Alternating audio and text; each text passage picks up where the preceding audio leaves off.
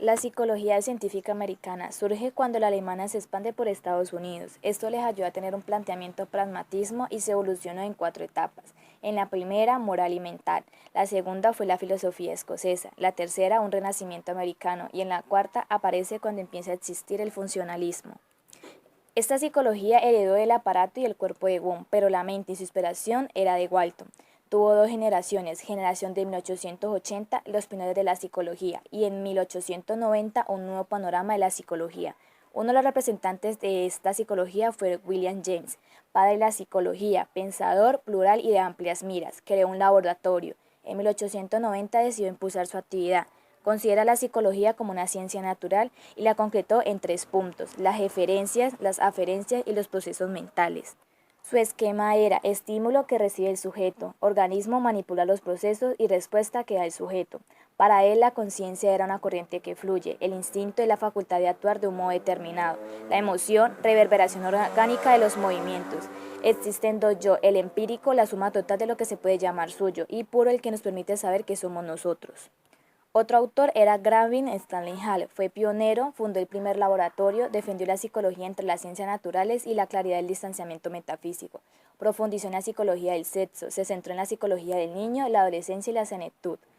Otro, por otra parte, James Baldwin, también tuvo interés en la psicología evolutiva y sus estudios. Se enfocó en la evolución del niño, tuvo 3 estadios: la sensoriomotriz, el proyectivo y el efectivo. Por último es James Cattell, fue importante en esta generación. Su labor fue divulgar la ciencia psicológica y sus aplicaciones.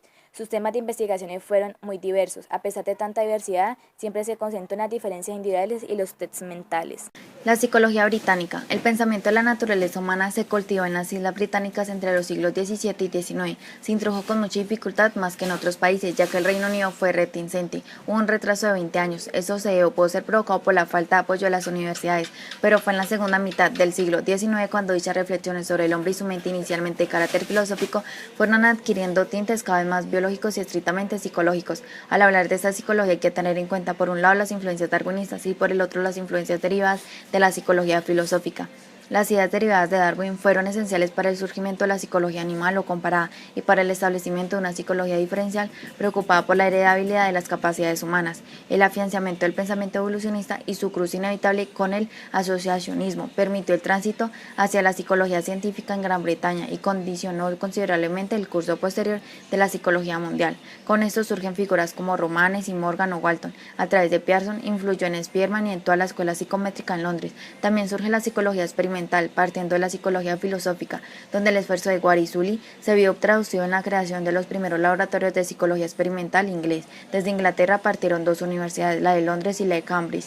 Esta psicología tuvo grandes aportes a la psicología contemporánea. Un aporte fue sembrar las ideas de que el origen del hombre no solo se toma de lo filosófico, sino también de lo biológico, al igual psicológico. Considerablemente, si no tomáramos en consideración la historia de la psicología británica, la historia de la psicología en general, con sus diversas ramificaciones, sería inexplicable. Es decir, solo contando con el fenómeno histórico del evolucionismo y los asociacionismos británicos podremos entender el nacimiento de una psicología comparada o animal, una psicología evolutiva, una psicología diferencial o incluso una psicometría. La psicología alemana, psicología de Wundt. Esta surgió en el siglo XIX basada en las matemáticas. Uno de sus principios divide la psicología en experimental y colectivo de los pueblos. La primera estudia los procesos interiores, experiencia inmediata a través de la percepción sensorial. La segunda, es decir, la psicología de los pueblos, estudia la psicología social dedicada al estudio de los productos culturales de los pueblos. Wundt perfiló la psicología en general en 2 clases, la psicología individual y la psicología comparada. La individual estaba fundamentada por la experimental y la infantil. La comparada está fundamentada por la psicología de los pueblos y la psicología animal. El objeto de estudio de la psicología era la experiencia inmediata. La conciencia para Wundt es el conjunto de experiencias divididas por la persona, las sensaciones y los sentimientos, aquellas que procedían del interior y del exterior. Del interior, tales como fatiga, dolor, entre otros. En el exterior serían los sentidos. Uno de los aspectos relativos de la conciencia que Wundt desarrolló fue la percepción, ocupada de mantener y trasladar determinadas representaciones en el centro de atención de la conciencia. El método de la introspección consiste en utilizar como material de estudio el testimonio del sujeto acerca de experiencias inmediatas. Las principales representantes de esta psicología alemana fueron Ebbinghaus, Estudio experimental de la memoria. Sus primeros experimentos de memoria fueron entre 1879 y 1880. Rompió con métodos introspectivos y estableció la cara del olvido. Müller labora en el Laboratorio de Psicología Experimental de la Universidad de Wittenberg, 1850-1934, uno de los grandes gigantes de la Universidad de Psicología Científica Alemana. Fundó su Laboratorio de Psicología Experimental en 1931 y dio contribuciones más significativas en el campo de la investigación de la memoria. En la psicología francesa, desde sus inicios hasta nuestra actualidad, se ha venido orientando sobre la psicopatología o estudio de las enfermedades mentales mediante el empleo del método clínico. En el origen, el hombre era responsable por sus propios actos, por lo que la enfermedad mental no existía. Así el hombre era obligado a cumplir condena siendo encarcelado. Dentro del Renacimiento, el desarrollo anatómico médico dice que la enfermedad mental sea atribuida por factores ajenos a la voluntad del hombre. Entonces, en la Revolución entra Pinel, que estaba a favor del tratado humanitario de los enfermos mentales, y su interés fue la nociología y la etiología. A lo largo de la historia francesa encontramos a Ribot, que fue el creador del primer laboratorio experimental psicológico en París en el año de 1889. Este personaje dio inicio a la psicología científica francesa, ya que pensaba que la psicología pertenecía al dominio de la biología.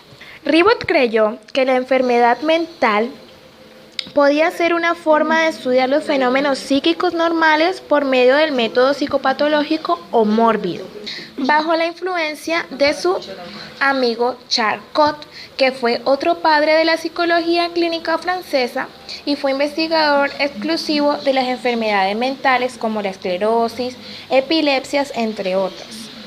Cuando cumplió 57 años dejó de ser investigador para convertirse en un neuropatólogo dedicado a los trastornos nerviosos como la histeria, que la trató con la hipnoterapia y la consideró como una neurosis funcional del sistema nervioso.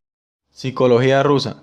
Inicia a mitad del siglo XIX, se restauró como una enseñanza de la filosofía, tuvo una gran deuda con el pensamiento occidental, se acerca al conocimiento de la psicología científica, laboratorio de Gunn.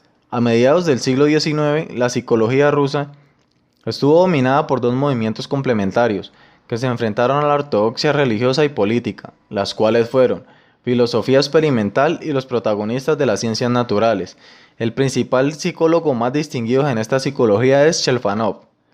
Fue el principal representante de la psicología en Rusia. Fundó el Instituto de Psicología de Moscú, centro neurálgico de la psicología experimental Rusia.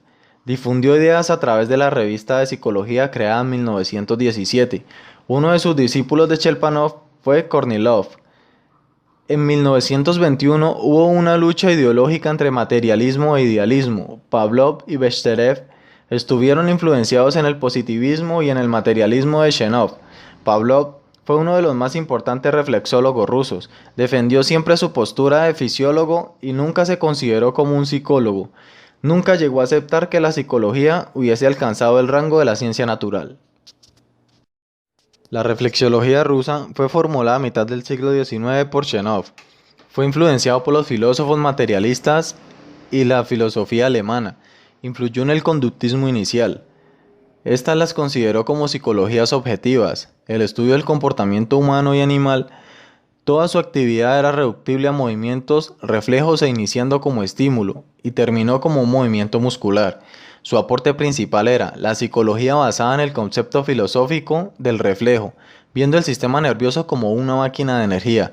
Chenov creó en los reflejos cerebrales. Él consideró que los procesos fisiológicos eran productos de las fuerzas fisioquímicas. Su discípulo era Vladimir, fue psicólogo, fisiólogo y psiquiatra. En 1904 defiende una psicología que tituló como objetiva, fue contraria a la introspección y al estudio de la conciencia. Tú le verás con la papaya.